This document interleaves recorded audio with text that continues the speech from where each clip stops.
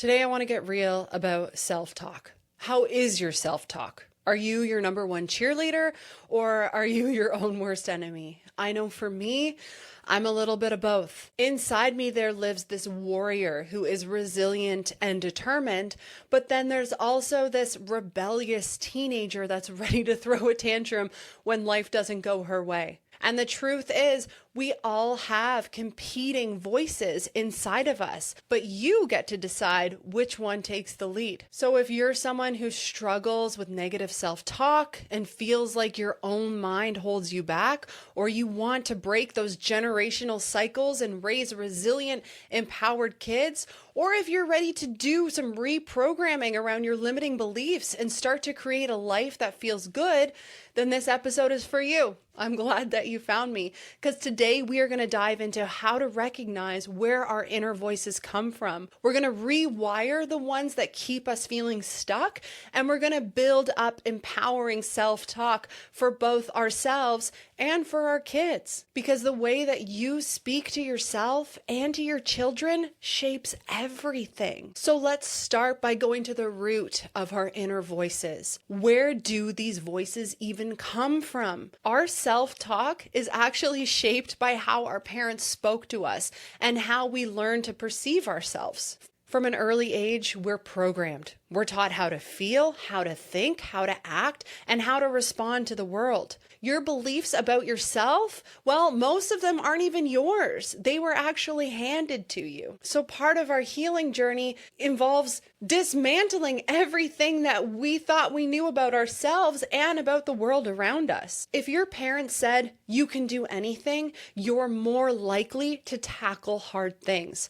But if you were told you're difficult, you're slow, or you'll never be good at that, you're most likely to limit yourself. Sometimes it's not even about what they said about you, but what they said about others. Maybe it's rich people are greedy. Hearing rich people are greedy would allow you to form a subconscious belief that makes you feel like money equals bad. Or hearing our family's always been overweight would cause a belief that would make you feel like health isn't even an option for you. Your beliefs are inherited, and it's time to stop carrying what isn't yours. I want to share a personal story with you. This was a story that showed me the power of a single belief. When I was a kid, my mom always told me that I have the highest pain tolerance of anyone that she knew. And I believed it, and I carried that with me throughout my entire life. It got me through many broken bones and an unmedicated natural childbirth. I didn't know that I had the same pain tolerance as everyone else. I genuinely thought that I was the superhuman who could overcome really painful, hard things. All it takes is one empowering belief to carry you through those hardest moments of your life. My mom telling me that stuck with me. And I bring that into the way that I raise my children, because I recognize that the words that I tell them really do have an effect on who they are as human beings. So you know what I tell my kids? I tell them that they are the fastest healers that I know.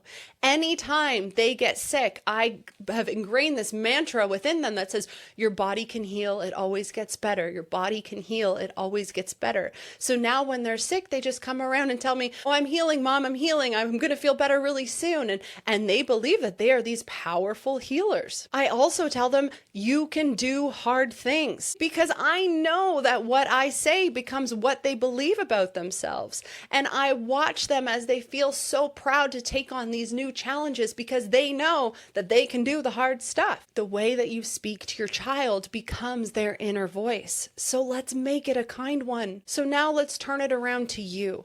Let's take inventory of your own self-talk. Let's squash those negative voices that you keep replaying over and over in your head, and let's amplify the empowering ones, because you are in complete control of which voice creates your reality. So choose wisely. I'm here to tell you that you are not stuck with the voice that you inherited. You get to rewire it. That's the beautiful part of being an adult on this healing and awakening journey. So I want to ask you, which voice are you going to choose today? Are you going to coach yourself and help yourself get through the hard times, or are you going to sabotage your goals and your dreams? Anytime you catch yourself saying a negative or limiting thought, force yourself to reprogram it, to change the thought and to replace it with a new one. It feels uncomfortable at first, but when we keep doing it, our brain just doesn't know any different. It actually adopts those new thoughts and those new behaviors and the new beliefs. I hope that this episode hit home for you today. If you liked it,